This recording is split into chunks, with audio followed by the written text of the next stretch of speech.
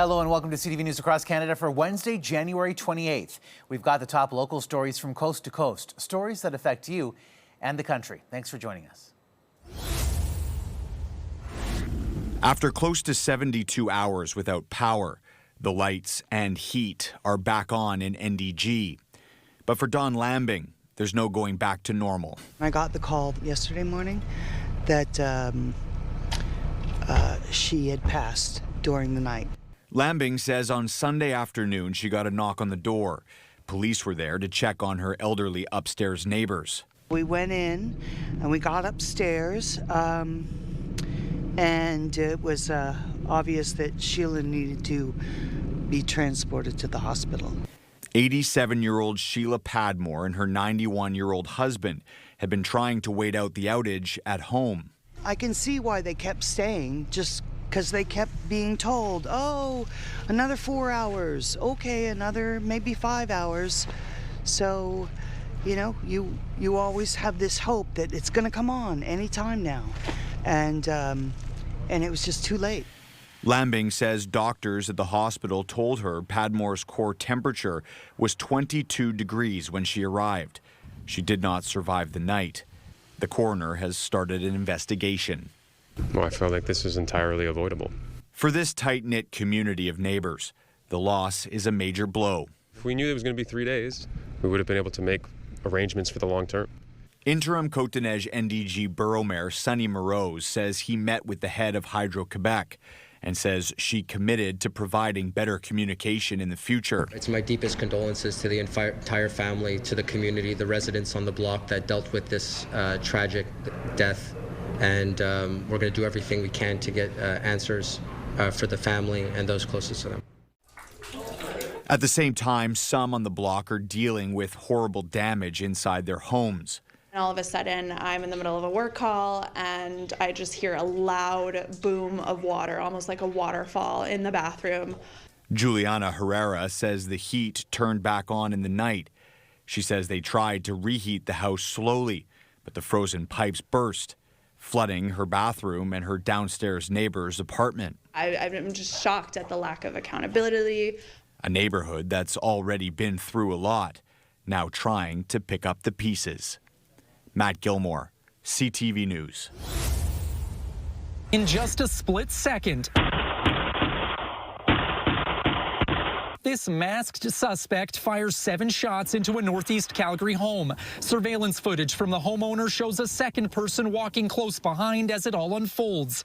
Those living nearby were shocked. We moved here thinking like it would be a nice community and stuff, right? So when I would hear something like that, I was just like, I couldn't believe it. But the incident was even more concerning for Veer Devinder, who owns and lives in this Redstone property. He says him and his family are terrified. Extortionists asked him for $500,000, threatening that they'd shoot his home or kill him if he didn't pay up. His family left the house after that, and through a translator, he says they're thankful they weren't home when the shooting happened. It all started on January 6th. He says, I got about 10 phone calls for a couple of weeks before my house was shot up over the weekend. I reported it to police, but I didn't feel like they entertained my concerns. Devinder was once a famous Punjabi singer back in India, but he says his singing days are over and he doesn't understand why he was targeted. The caller contacted him through WhatsApp from a European phone number, but he doesn't know who that person could be. I have no bad relationships or any history of bad behavior. He says, by no means am I overly wealthy, and now I'm just a small business owner trying to support my family. This attack occurred days after a Taradale home was targeted twice. In both cases, no one was hurt, but police say these incidents are linked to a larger extortion investigation. Since 2025, police say 13 extortion incidents occurred around Calgary, 11 of which involved shootings, with many victims coming from the South Asian community. We do feel that the offenders have some linkages to the community. It is making them aware of who to target. Some callers are also mentioning their affiliation with the Lawrence Bishnoi gang from India, now labeled a terrorist entity by the Canadian government. We recognize when they call that sometimes they use the name of the Lawrence Bishnoi gang as a way to fearmonger what's going on. I'm still scared, he says, but I just want to appeal to the people who are doing this, please, to stop. This is the face of 4-year-old Riley after she was mauled by 2 dogs. Riley looks down and there's blood pouring from her face and all over her arms, and she just starts screaming. Riley and her mom, Kayla Silver, were visiting their friends, 2-year-old Atticus and his mom, Desiree, at their Oshawa townhouse on January 13th. That's when 2 dogs came bounding out of the townhouse next door, biting Riley in the face. Her mom dove to protect her. So I'm just trying to shield her as much as possible, and I have this one dog on my arm. And then I feel another animal come from behind me and jump on my back. And all I can think is, they're gonna rip us apart. Like, we're both gonna die. Desiree opened the door and pulled the dogs off. They bit her too, on the arm and her chest. For about like 20 or 30 seconds, I was just screaming for help. Kayla's screaming for help. I'm kicking the dogs. I'm trying to grab them and push them off of her. All the while they're biting me and grabbing onto me. The dog's owners came out and stopped the attack. The moms called 911 and police and paramedics took them to the hospital. Oshawa issued an animal control order 7 days later that says the owners, listed as Melissa Bolton and Jeff Kirkham, need to keep the dogs muzzled in public. A sign outside the home doesn't mention a muzzling order, just says not to knock because, quote, crazy dogs live here, do not knock, they will bark, I will yell, and an expletive. So we rang the doorbell. There's no attack? I don't know what you're talking about. The dog attack, the 2 dogs attacked a 4-year-old girl and another woman? No, that didn't happen. I don't know what you're talking about. It didn't happen. Have a nice day. You heard that. The person who lives in that unit denies the attack even happened, and you can hear the dogs barking inside. We didn't hear back from Oshawa's bylaw officers today. Councillor Jim Lee says he's looking into the city's response. Put our bylaw department on notice that I want to know when the investigation is over and what's the outcome. Video shows the dogs appear to have been muzzled in public. Small comfort to the moms who point out the incident happened when the dogs burst out of a private home. Animal control should be coming and removing those animals immediately. For now, Desiree leaves her home with a baseball bat to protect her kid in case those dogs get out again. She doesn't want any other children to be attacked. John Woodward, CTV News, Oshawa. I called for a boycott on BC billionaire Jim Pattison to cut his ties with ICE. BC Green Party leader Emily Lowen taking to social media, calling on BC's most successful businessman to abandon plans to sell a warehouse in Virginia to the U.S. government. The Department of Homeland Security wants to turn it into an immigration and customs enforcement processing facility. The potential deal is prompting a push for a boycott of all Pattison-owned companies, including Save-On Foods, in light of the high-profile killings of Alex Preddy and Renee Good during ICE operations in Minneapolis. Lowen's rallying call on TikTok has received more than 100,000 views. This boycott of Pattison grocery stores and Pattison media is gaining real traction, and we need to absolutely escalate the pressure while this deal is in talks. Deputy Premier Nikki Sharma also weighing in on the pending sale. Just like the rest of the world, we watch in horror about what's happening there, and I think that calls upon business leaders across this province, including the whole country, to think about their role in what is unfolding there. A group called Indivisible Vancouver is planning a protest outside the Jim Pattison Group offices downtown on Friday. It's hard to hurt the super rich, but it's possible. And getting them in their pocketbook is one of a few different forms of resistance that is effective. But some question whether a property sale warrants a boycott. If I'm going to sell a house and you want to buy my house and you agree to my price, why should I really care what you're going to do with that house? A separate protest on Friday is targeting Vancouver tech company Hootsuite. It has secured a pilot project with ICE to monitor social media discussions about the agency. The Jim Pattison Group has not responded to requests for comment. The Hanover County Board of Supervisors is meeting tomorrow to discuss the potential sale of the warehouse. Martin McMahon, CTV News, Vancouver. Artist Prue manages the Cochrane Regional Food Bank and Thrift Store. This week she's collecting donations for a local family who suffered a house fire which claimed 2 lives. The family, lifelong friends, obviously, but they're also clients of the food bank and volunteers. So we have a connection with them that way, and we just feel compelled to obviously help them in their time of need. The Cochrane Fire Department responded to the call Saturday evening at 123 Nama Road and established a tanker shuttle operation to supply water for fire suppression. Took us maybe 5 minutes to get there. A good response from the guys really quick, seeing that it was 30 below zero as well. And then just to let you know that the truck, every time we did the water shuttle, we came here, we had to use a blowtorch to open the valves and stuff like that because the truck would freeze at every time that we brought the water. Valley says 4 people were treated at the scene and were transported to Lady Minto Hospital. Sunday, the fire marshal's office arrived. However, they haven't released any information yet from that investigation. But the community is now mourning the loss of Jake, a grandfather, and his granddaughter, Serenity. On behalf of the Cochrane Fire Department, we'd like to extend our sincere condolences to the family and everybody affected by the loss on Saturday night. They're just an average family you would have in Cochrane. They nothing fancy, that's what they would say. Very down to earth, very loving. Very tight-knit, multi-generational household with grandparents and parents and grandchildren, everybody there. They're just welcoming and they never complained about anything. Not long after returning to the fire hall, crews were dispatched to 2 additional blazes. Over an 18-hour period, crews battled 3 fully engulfed residential fires. While no one was injured in the other 2 fires, the chief wants to remind everyone to have working smoke alarms and carbon monoxide detectors in their homes. And Prue adds victims of any of the 3 fires are welcome to contact the food bank for any assistance they might need. Lydia Chubak, CTV News, Cochrane. Have you ever seen shoplifting? Is that something that you've noticed? Constantly, and apprehension by the very alert staff. Shoppers here at Massine's, your independent grocer in Centertown, say theft is a common occurrence. Oh yeah, even noticed it this morning. In response, Ottawa police launched a 2-week operation earlier this month, dubbed Project Pantry, to crack down on shoplifting. We had officers embedded in the store. Obviously, they're telling us it's a collaboration that they seem to get affected most by, a certain time period. So we made sure we were there. Chief Eric Stubbs says officers worked multiple shifts at the store, some in uniform, some not, alongside loss prevention officers. 12 people are now facing a combined 78 charges. According to police, there were 671 reports of theft at that grocery store in 2025.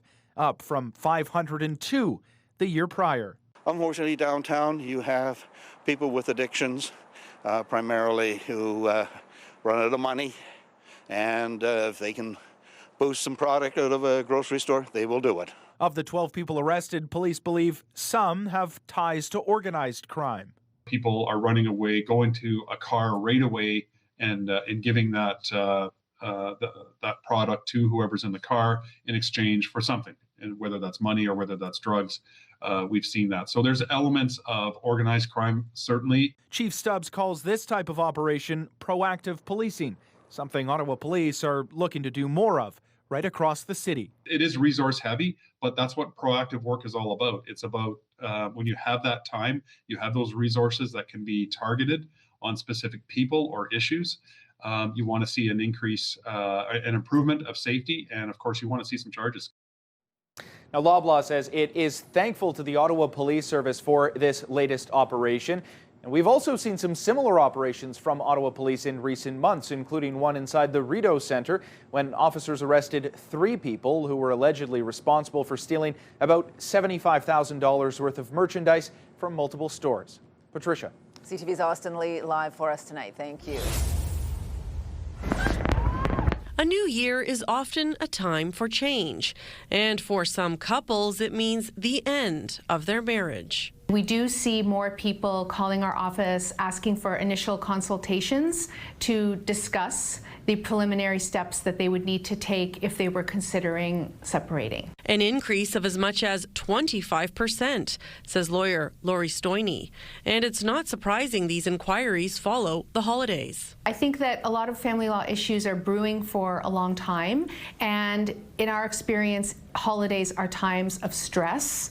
And, after that stress has been experienced, people could be deciding to make alternative arrangements for their life and for their children. January is also a busy time of year for therapists and counselors. A lot of people wait for their benefits to kick in again.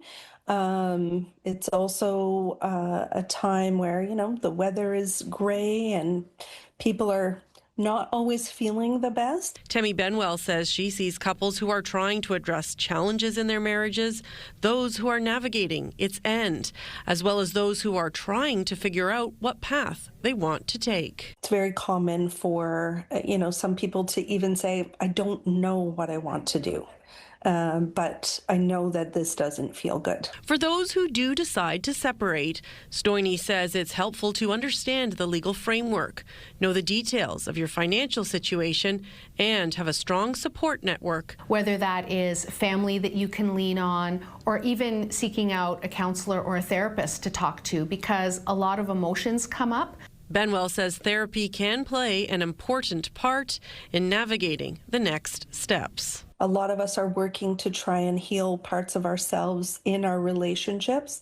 And unfortunately, even if you proceed with a divorce, those parts are not going to be fixed. And so the reality is there's a strong likelihood that you may repeat similar patterns, even in another relationship. And so that's where therapy can be helpful. And while January may be the busiest month when it comes to inquiries about divorce and separation, lawyer Lori Stoynie says the next most popular time is September, another month that is associated with change. Krista Simpson, CTV News, Kitchener. I prayed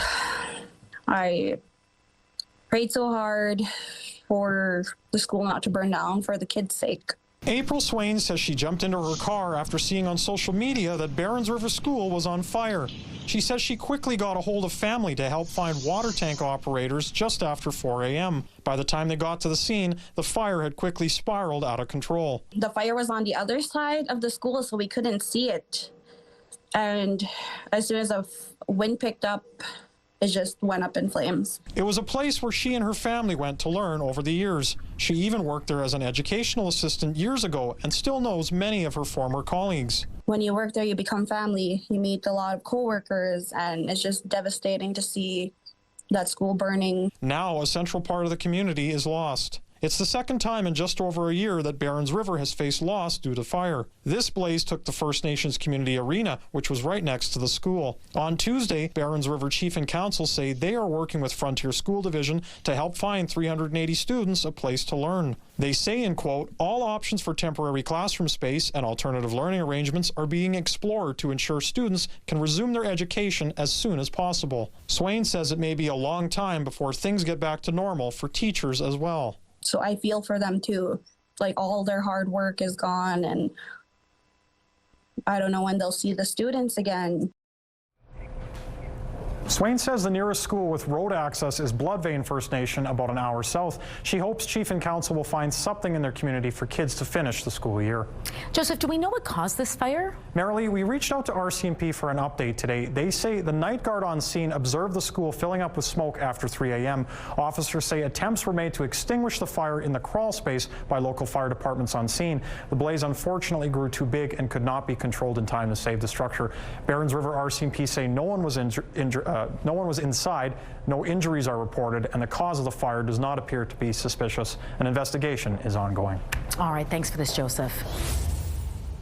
You mentally prepare, you get yourself used to the idea that you're going to go in there, they're going to be doing this invasive procedure on you, and then all of a sudden, oh, we're just kidding, sorry.